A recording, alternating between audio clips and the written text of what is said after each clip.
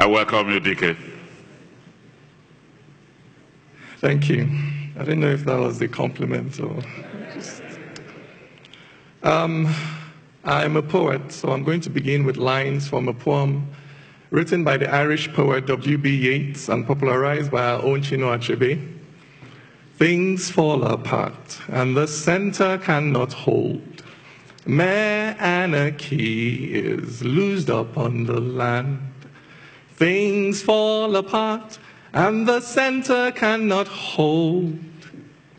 And I start with those lines because I want to ask, why are things in such danger of falling apart in the country today? The answer is an open secret. Every time you look at our coat of arms, it's right over there, you will see the answer to that question. It's written under our coat of arms. We call it the Nigerian motto, and it says, unity and faith, peace and progress. Unity and faith, peace and progress. Unity and faith, because it is difficult to preach unity if you're not also offering faith. The unity of the country feels like it's under threat today because too many Nigerians have lost and are losing faith in the nation. Why is this happening? The answer is sad, but relatively straightforward.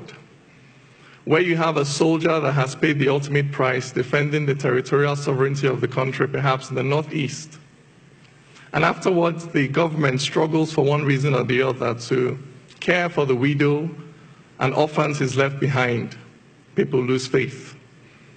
If you have a Nigerian that has graduated from university with a 2-1 or a first class, and it's pounding the streets of Lagos and Abuja but cannot find a job because of federal character, quota system, tribalism, nepotism, people lose faith. If you have a mother that takes her child to the hospital and must watch that child die because that government hospital is on strike, or if it's not on strike, it has no drugs, or if it has drugs, she has to pay the full market price for treatment up front before they would consider this child, and she must then watch that child die in the corridor. People lose faith.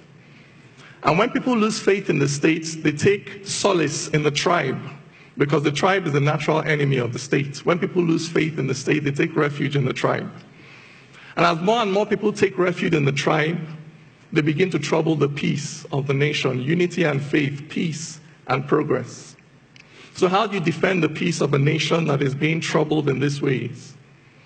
Not by bullets or bombs, but by bringing progress to the people. For it is that progress that restores the faith of the people in the state. For when the Nigerian passport, when the green, white, green becomes a valid ticket to a better life, people will rush to embrace the Nigerian identity. So I am a poet. I'm constrained as an individual. I can only preach one Nigeria with my mouth. But the Nigerian state cannot be seen preaching one Nigeria only with its mouth. No. It must preach one Nigeria with its architects and its builders, with its teachers and its extension workers. It must preach one Nigeria by building roads and bridges and hospitals and railroads. It must preach one Nigeria by bringing a progress that is inclusive to all, to Nigerians. Unity and faith, peace and progress. So that now, in this time of heightened ethno-religious tensions, the need for good governance and economic inclusion has never been higher. Because in the last 20 to 25 years, driven basically by worsening socioeconomic conditions, we have seen violent fronts open up all over the country. We have seen a militancy take root in the South-South, an insurgency take root in the Northeast. If this trend continues, how many more fronts may open in the next 20 to 25 years? At how many fronts can the Nigerian state fight simultaneously? Therefore, the issue of good governance and economic inclusion has become an existential one for our nation. If we are not able to turn the tide and begin to effectively deliver a better life to Nigerians across board, then it is only a question of time before the Nigerian state begins to buckle under the increasing weight of these multiplying socioeconomic contradictions. But there is hope. In South Africa, in the aftermath of the collapse of apartheid, people predicted chaos and bloodshed. Those predictions did not come to pass, chiefly because of the decision of one man to stand up for the common good of all South Africans, white or black. We need the same thing to happen here. We need our government to commit to stand up for the common good of all Nigerians, regardless of faith, tribe, political affiliation.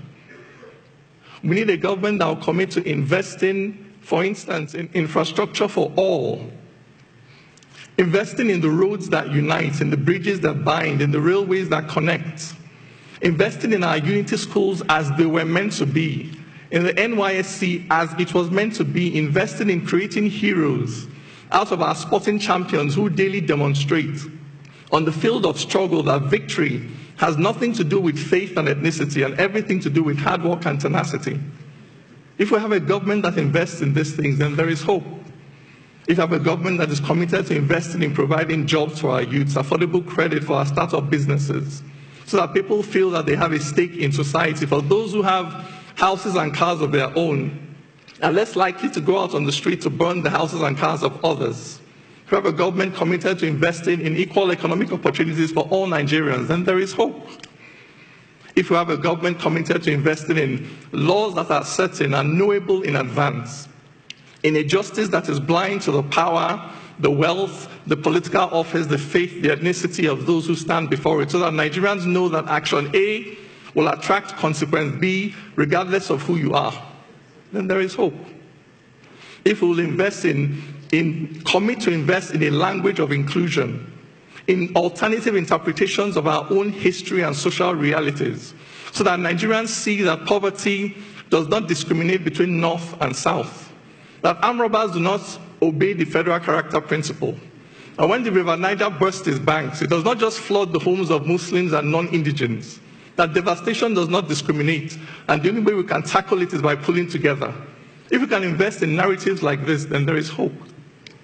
Because that center, in those lines, things fall apart and the center cannot hold. That center is the commitment of the government to the common good, to the common wealth of this nation.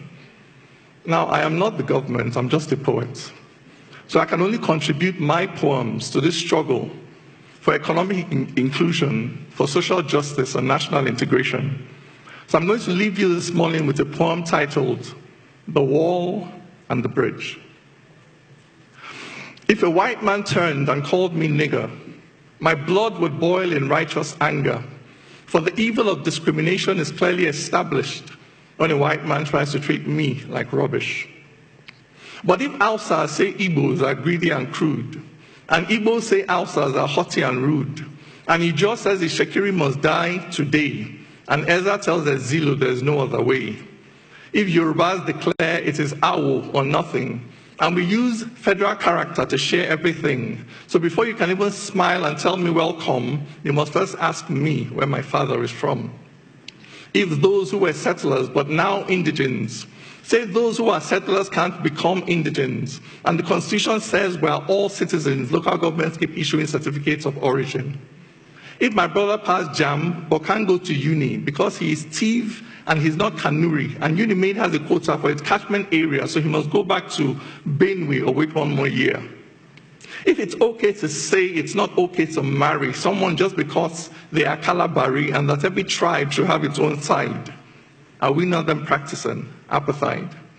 If you cannot buy land unless you're a native and cannot find work unless you're a native and cannot feel safe unless you're a native, how can we then say we're not primitive?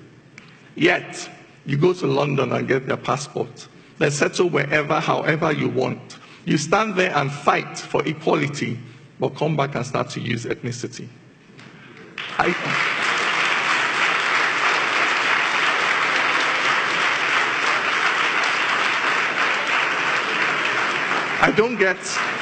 don't get the logic of thinking it's different, to be tribalistic and then to be racist. If you're happy to judge him just hearing his name, whatever you call it, my friend, is the same.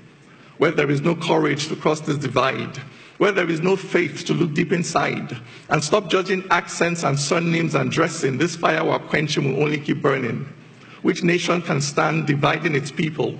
How can one build on foundation so brittle? If we cannot see ourselves in each other, this journey ends here, we're going no further. For when God made man, he gave him no facial marks. He did not make Bagi, Okun, or Angas. As sure as a black man is just like a white man, no culture is older than being human. This